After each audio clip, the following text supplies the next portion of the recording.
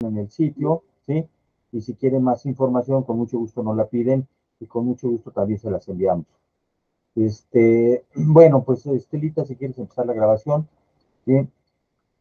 Pues bienvenidos todos. Fíjense que ya se está acabando el año, es 17 de noviembre, ¿sí? Las cosas están complicando, todo el mundo está un poco ajetreado en cierres y en una serie de actividades programando lo que pasó, lo que quieren que pase a final del año y de todos modos nosotros nos vamos a cegar en hacer las conferencias y vamos a estar metidos en este tema de dar conferencias, porque me parece que hay vacíos que hay que llenar y esta es una labor pues de difusión nuestra de lo que hacemos, que no sirve nada si lo que se queda en el tintero. Y además es muy interesante escuchar algunas opiniones de ustedes respecto de los modelos que presentamos. Hoy les voy a presentar un modelo muy interesante que, que no, me gustaría después escuchar si lo han escuchado alguna ocasión, pero la verdad es que en realidad ha sido una adaptación de una serie de cuestiones que he llevado durante ya muchos años para tratar de generar conversaciones de retroalimentación a los colaboradores y especialmente cuando hay temas de evaluación de manera muy suave, pero muy firme a la vez, de manera productiva, pero también de manera sensitiva, o sea, sintiendo la emocionalidad de ellos. Me voy a permitir empezar a compartir la presentación, ¿de acuerdo? Este, y en este momento les comparto con ustedes. Creo que ya se debe de estar viendo la presentación, ustedes me dicen, ¿sí? Aún no. Aún no.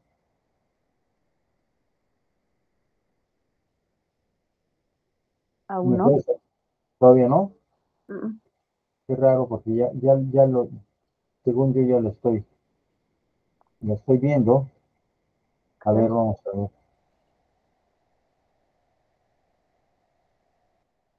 Voy a dejar de compartir y voy a empezar otra vez. Debe ser Para- función.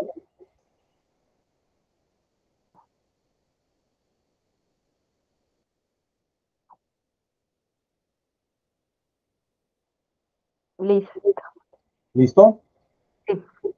Perfecto. Bueno, pues eh, el tema es un tema que además seguramente para mucha gente en estos meses o principio de año les tocará hacerlo. Y es cómo evaluar a los colaboradores para que queden satisfechos.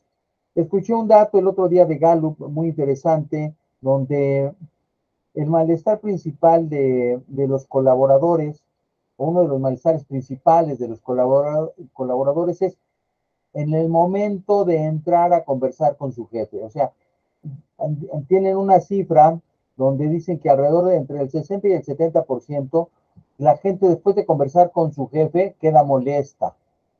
O sea que en realidad ellos esperan otra cosa al conversar con su jefe y esto evidentemente pues seguramente trae repercusiones en toda la cadena de mando, toda la cadena productiva, porque a su vez seguramente esa molestia no se la quedará, sino tratará de expresarla de alguna forma y normalmente lo que hace el supervisor, el coordinador, muchas veces el gerente, pues es que llega con sus colaboradores y les expresa la molestia que tiene en todo esto. Por supuesto que esto va a impactar en clima laboral y evidentemente pues se viene una cadena de contaminación, ¿no?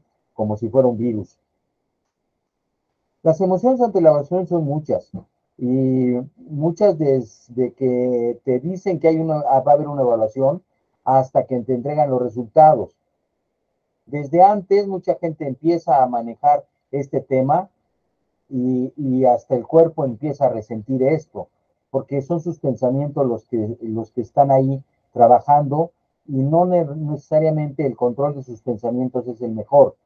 Por lo tanto, entonces, todos estos este tipo de evaluaciones que se hacen, yo creo que se debe ser muy cuidadoso desde el momento que se plantean, cómo se plantean, en qué momento se plantean, ¿sí? Y los contenidos y las explicaciones que hay que dar, y eso va a ayudar mucho al contexto laboral. Por supuesto que el entregar, o sea, tanto el evaluar como entregar los resultados, finalmente se vuelve en una conversación crucial. Y las emociones rodean todo este ambiente.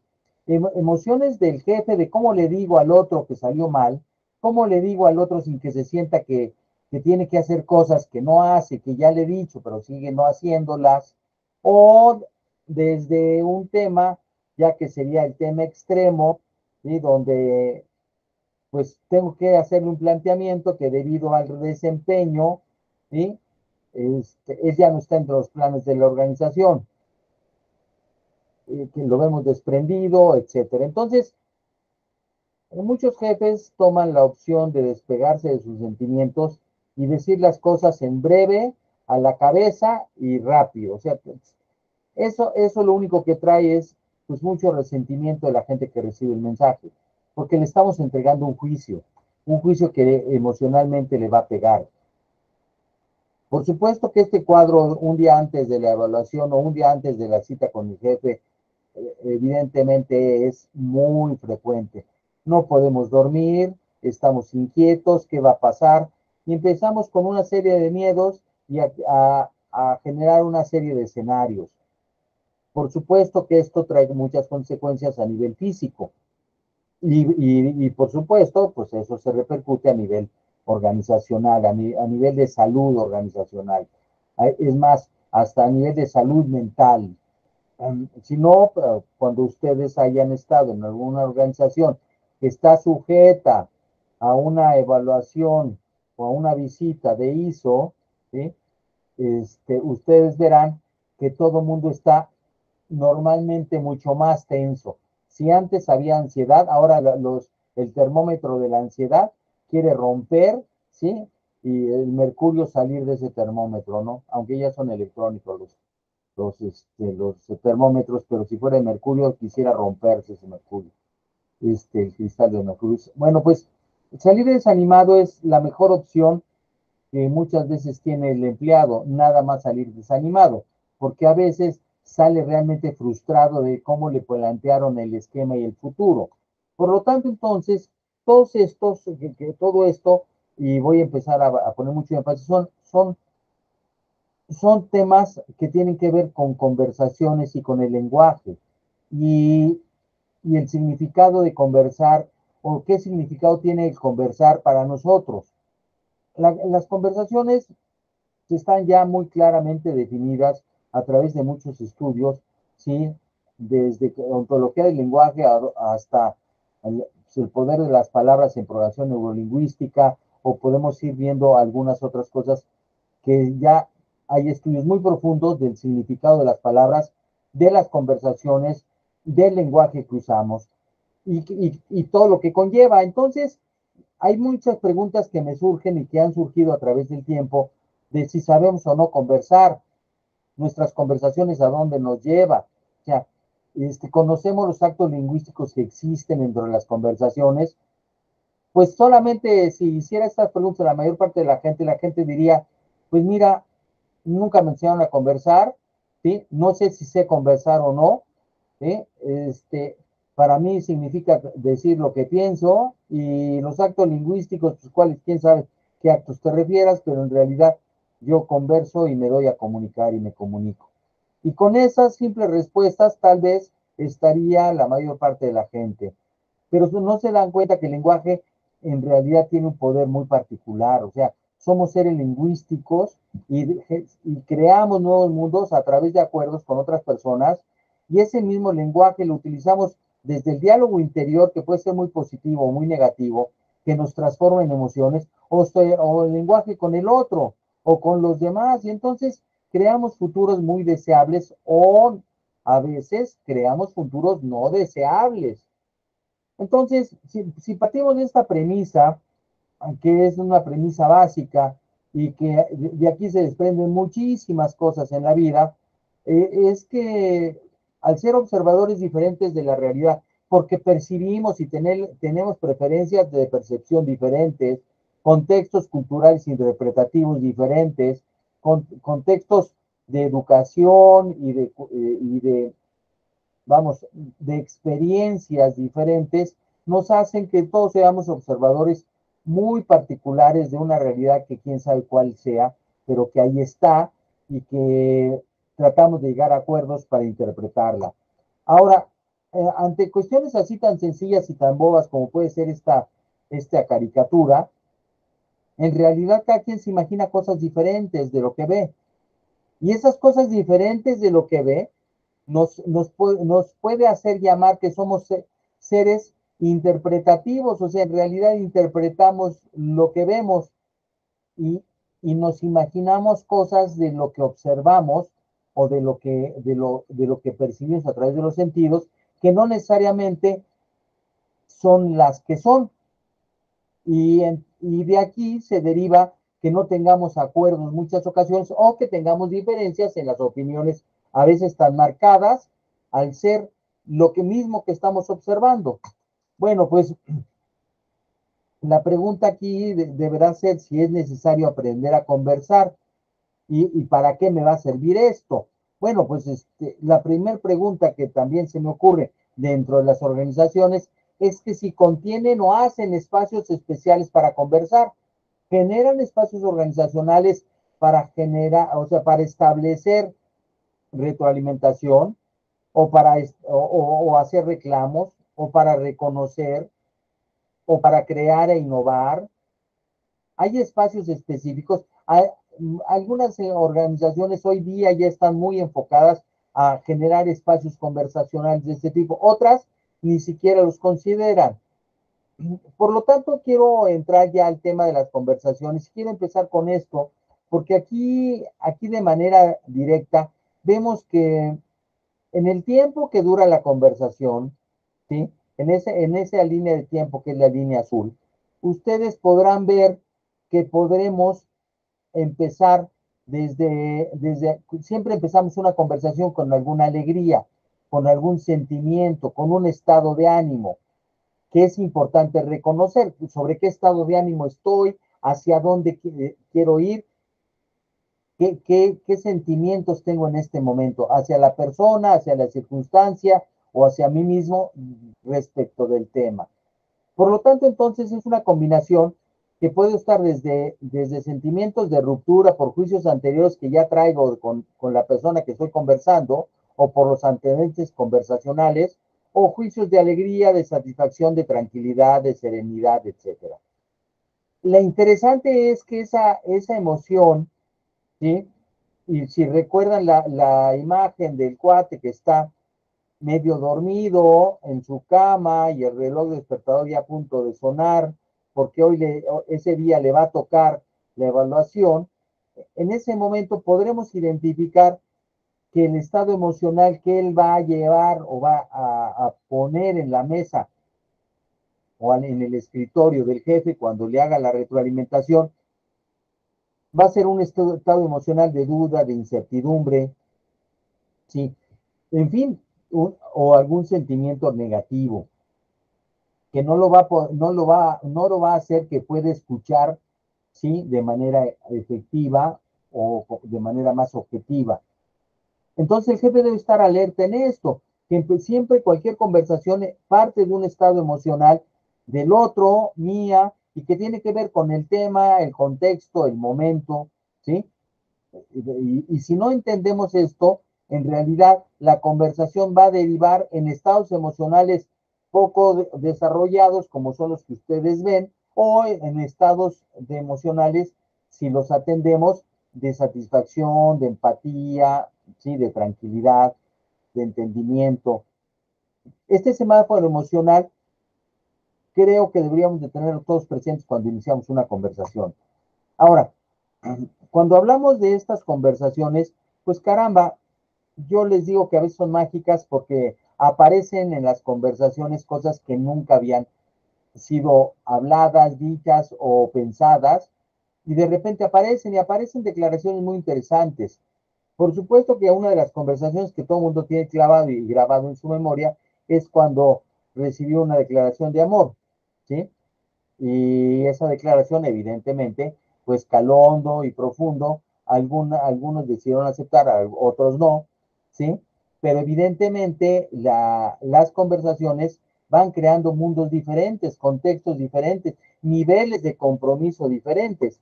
Bueno, pues para empezar a conversar un poco de esas conversaciones que es interesante, porque eso nos va a llevar a que les pueda ofrecer algunas tips respecto de retroalimentación en las evaluaciones.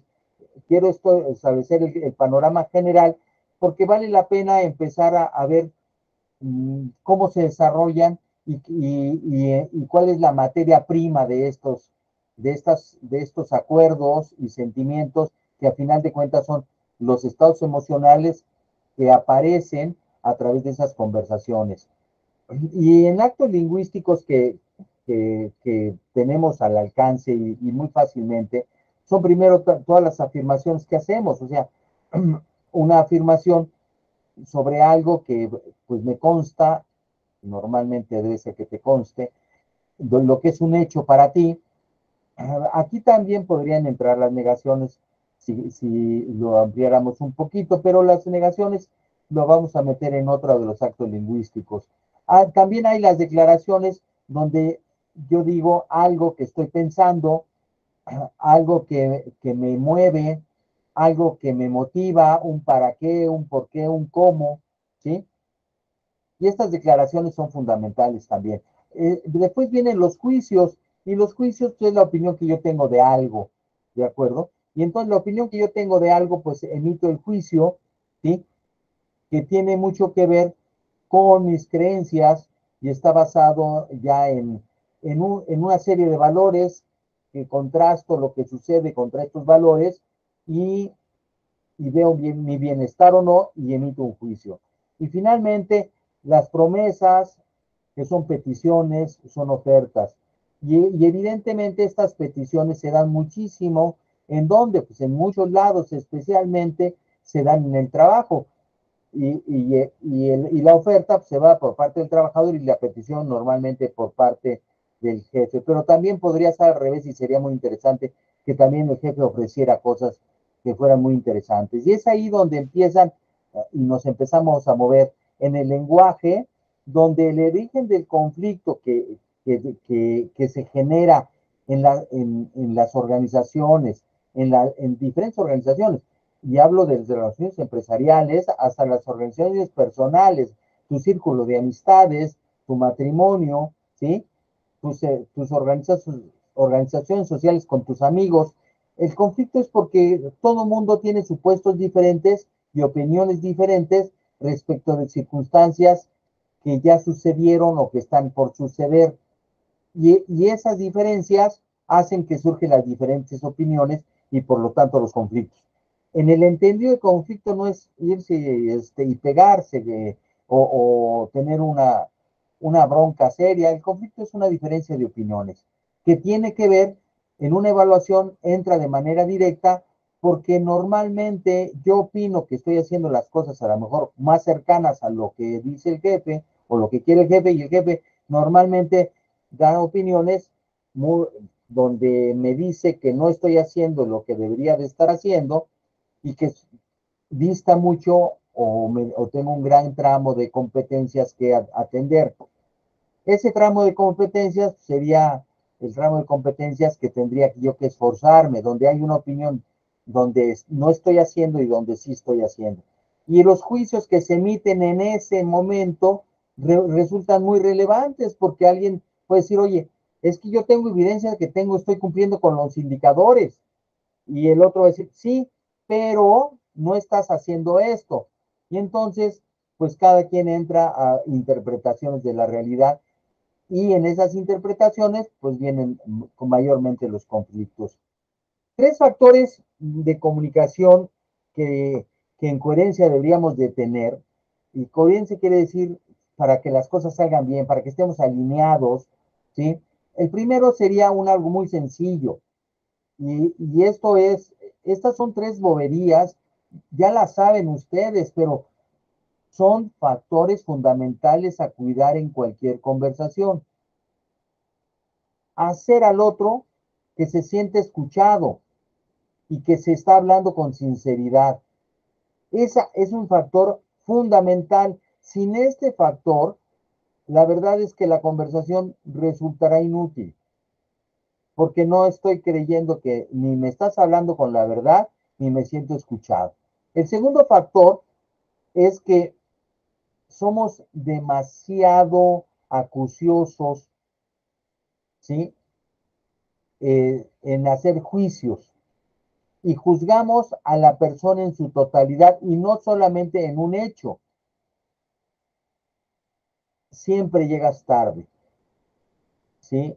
Esto no lo has hecho bien. Eres, eres bastante torpe para esto. Entonces, no hablamos del hecho específico, sino hablamos de que es torpe para todo, que es irresponsable para todo, ¿sí? Y entonces hacemos juicios que además tienen que ver con la persona y no con sus competencias. Y entonces, no con lo que está demostrando, sino con su capacidad interna. Y entonces, ahí tenemos que ser muy cuidadosos porque no podemos herir a las personas tratándolos como objetos específicos y no considerando que son personas.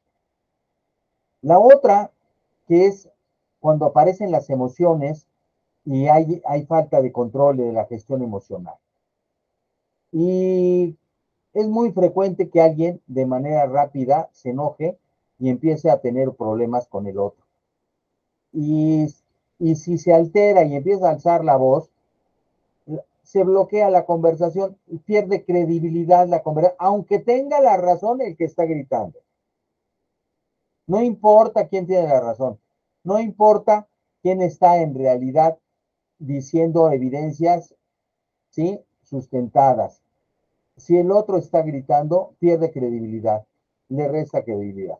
Bueno, les voy a comentar cinco temas que son las características de las conversaciones cruciales y se van a dar cuenta que una retroalimentación cumple con estas 5 condiciones y hay conversaciones cruciales que ustedes han hecho en su vida que han cumplido con estas 5 condiciones. Y las conversaciones cruciales, la primera es que opinamos de manera diferente del asunto. Y entonces, evidentemente, hay una brecha de opinión, ¿sí? Que no nos permite ponernos de acuerdo. Y habría ahí que poner objetivos superiores para poder entrar en un acuerdo superior. Otro que es bien relevante es la que normalmente una conversación crucial vamos a tratar aspectos de alta importancia para ambas partes. O sea, repercuten de manera muy importante en lo que va a suceder después. Seguro tienen emociones intensas, declaradas o no declaradas. O sea, las emociones pues están guardadas y a lo mejor con alguna palabra se detone y nace un volcán. Ahora, esas emociones debemos de irlas sabiendo que están presentes, sabiendo que están ahí aunque no aparezcan, pero que en realidad tenemos que cuidar las emociones del otro. Así debería de ser que el otro cuidara las emociones mías y cuidáramos la emoción en la conversación.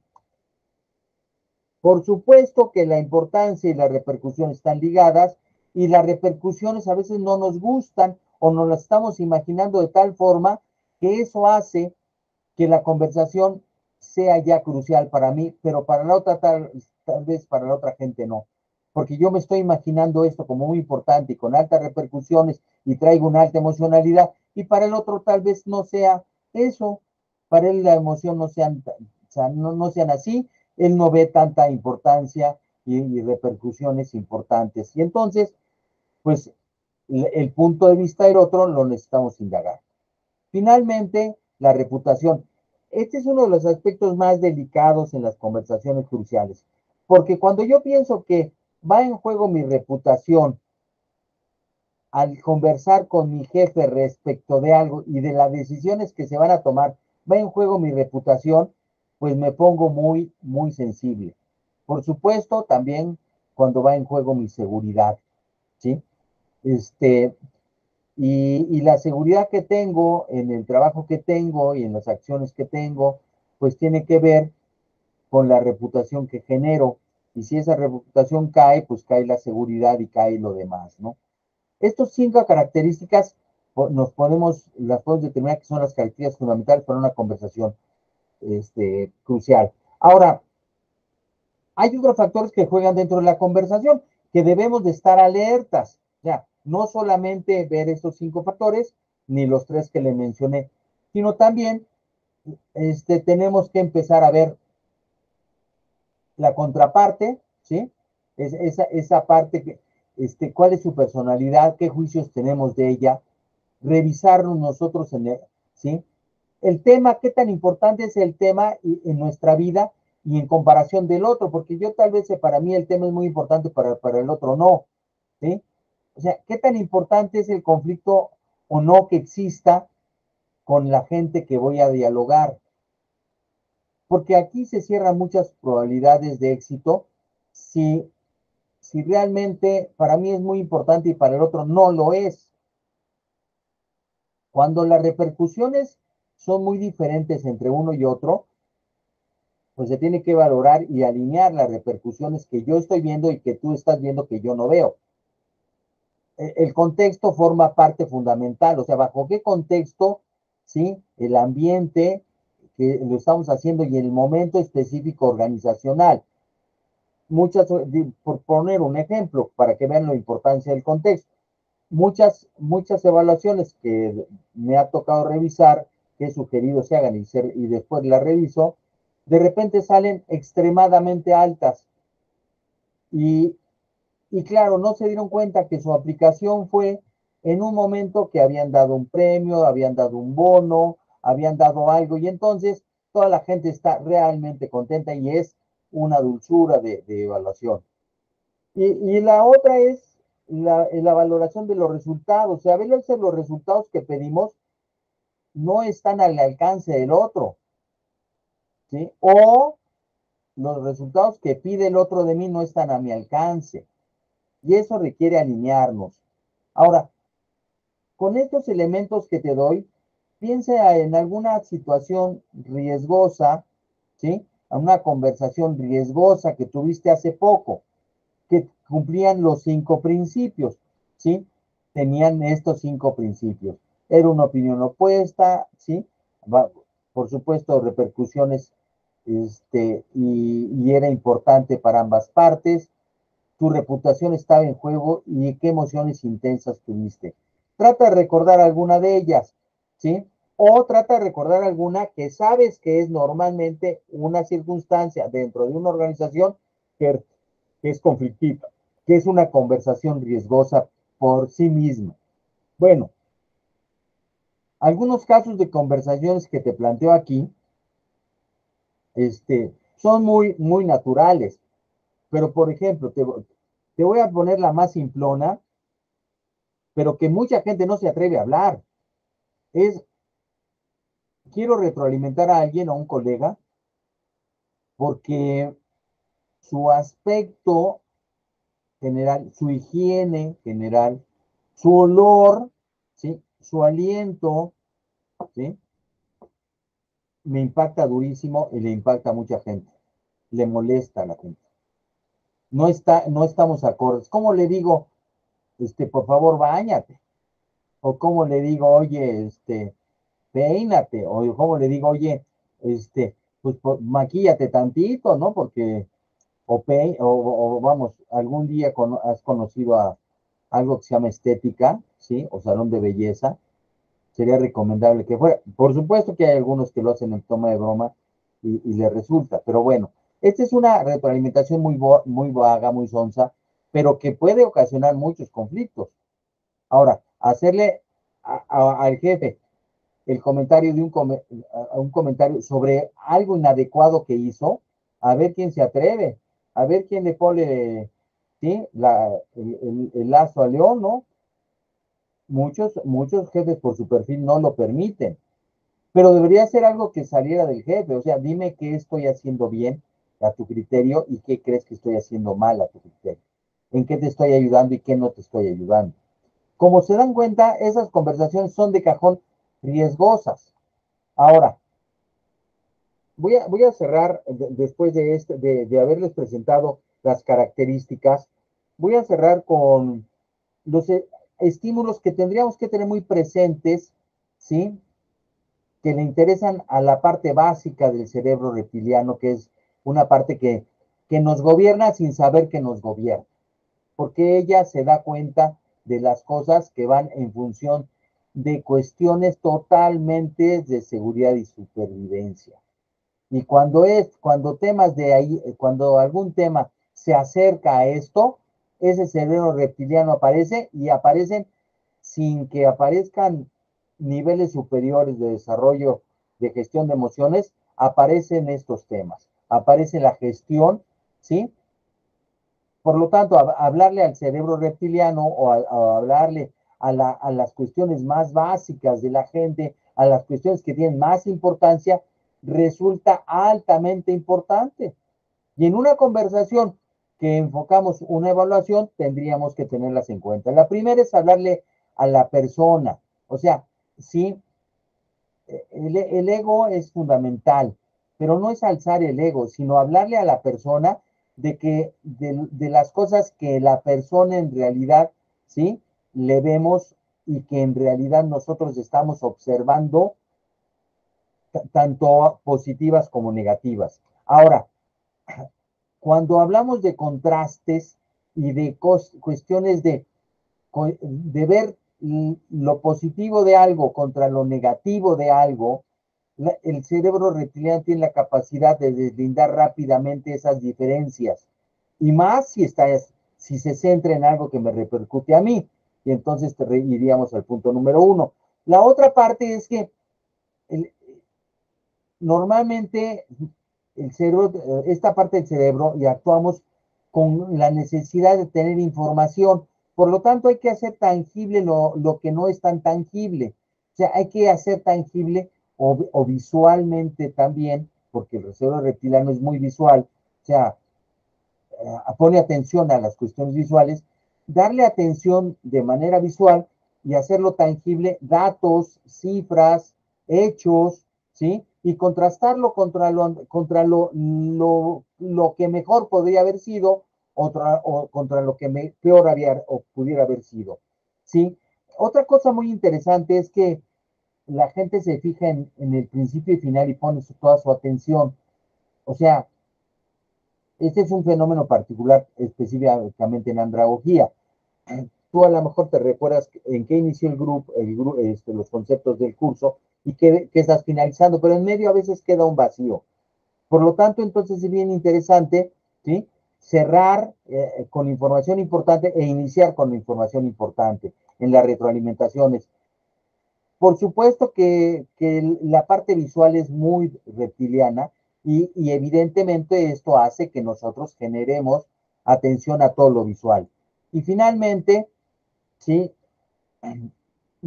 El cerebro reptiliano dispara fuertes emociones. Y aquí lo que nos interesa es generar emociones positivas, generar emociones que pongan en la mejor disposición de aprendizaje y desarrollo a la otra persona. Por eso el cerebro primario está compuesto con estos 6 temas que habría que atenderlos. Ahora, entremos ya al el hecho de la retroalimentación y el feedback.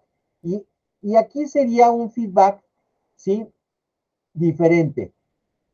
Un feedback normal sería aquel que me dice lo que hice mal, me establece las condiciones o los riesgos que estamos corriendo, ¿sí? Y te invito a que componga las cosas que hiciste. Y eso lo diría el jefe. Fíjense que hay que cambiar el esquema. Primero hay que preguntar por el desempeño. Después describir el futuro deseado. Ahora, preguntar el futuro deseado, ¿sí? Y cómo se asocia ese futuro deseado a él. Si se dan cuenta, estoy hablando de visualización, estoy hablando de él, no estoy hablando del error, ¿sí? Que ir al error o ir a lo que le hace falta siempre es doloroso, sino estoy hablando y proyectándonos en el futuro. Finalmente hay tres cosas con que se cierra esto. Acuerdo lo que se haya llegado, agradezco y le doy seguimiento. Por supuesto que las herramientas que tendrían que hacer es, para empatizar, tengo que ser un acucioso observador, ¿sí? Tener una capacidad importante de escucha, ¿sí? Donde las preguntas que haga sean interesantes. Si se dan cuenta, dos de los tres puntos importantes son preguntas, ¿sí? Y eso me va a permitir observar la reacción, escuchar lo que está diciendo, ¿sí? Y ayudar a esto para poderlo empoderar. Ahora, el feed forward, ¿sí? O proalimentación, le he llamado yo proalimentación, pues está en el enfoque al pasado. Y este enfoque al pasado, es lo que le llamaríamos retroalimentación normal, mencionar lo que sucedió. El feed forward tiene que ver con una alineación diferente y por eso pongo el corazón y el cerebro más alineados con el lenguaje y las conversaciones, con un enfoque hacia el futuro que nos da la creatividad y la innovación. Porque si yo regreso al pasado, lo que hago es generar una especie de depresión, una especie de estado de ánimo no deseado, ¿sí? A lo mejor llevo y encasillo a la gente hasta en un pues crucigrama para poder moverse, ¿sí? No sabe cómo salir de ahí, se siente mal por el error que cometió o la falta de competencias que tiene, y en cambio lo llevo al futuro a que se vea proyectándose en los éxitos y en su desarrollo personal. El feedback o la retroalimentación normal o la proalimentación, que le he llamado así, pues tienen estas grandes diferencias, ¿no? Una de las más importantes es que no pongo la atención en lo que sucedió, sino en el futuro, ¿sí? No lo que hicimos o fuimos, sino lo que queremos ser y deseamos ser, ¿sí? No nada más en recordar. Vamos, esto trae como consecuencia que la relación se fortalezca, no se separe, ¿sí? Motiva a crear conciencia y motiva a crear nuevos comportamientos, no evitar errores, ¿sí? O sea, no queremos que no nos vuelva a suceder, no, queremos crear futuros diferentes energizados, o sea, con emociones positivas que lleven a la acción. En este enfoque, tiene altas posibilidades de ser y son los secretos de una buena retroalimentación, que yo le llamo con este enfoque proalimentación. Bueno, pues espero que este enfoque que te acabo de compartir, y voy a cerrar pantalla, voy a dejar de compartir, este enfoque que te acabo de presentar, pueda tener en ti una repercusión, haya sido motivo de que reflexiones, ¿sí? Me gustaría escuchar algunos comentarios, ¿sí? Nazario, este, Sí, Benjamín, mira, lo que nos estás diciendo es unas palabras muy claves. De hecho, la retroalimentación es un factor muy importante. Y lo que tú decías, no nada más es cumplir objetivos, ¿no?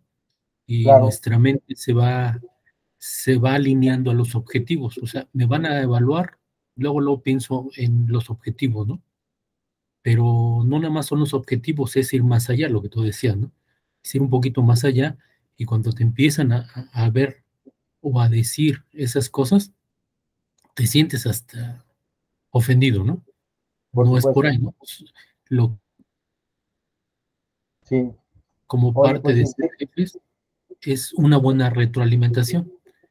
O sea, ya te escuché y lo que tú decías, el ser escuchado, ¿no? Escúchame primero. Si estos son mis objetivos, a ver, no, espérame, es que no has cumplido, es que esto, y empieza, ¿no? Empezamos claro, a tirarnos, ¿no? De las camisas y de las blusas, ¿no? Y exacto, pero, ¿por qué no primero o escuchamos a nuestro jefe o nuestro jefe nos escucha y luego hacemos que nos haga una retroalimentación? Simple y sencillamente para ver hacia dónde quiere llegar, ¿no?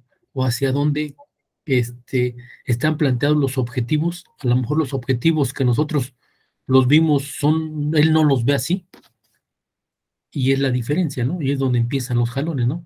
Finalmente la retroalimentación es un factor importante, pero es reptiliano, se enoja muy rápidamente, ¿no?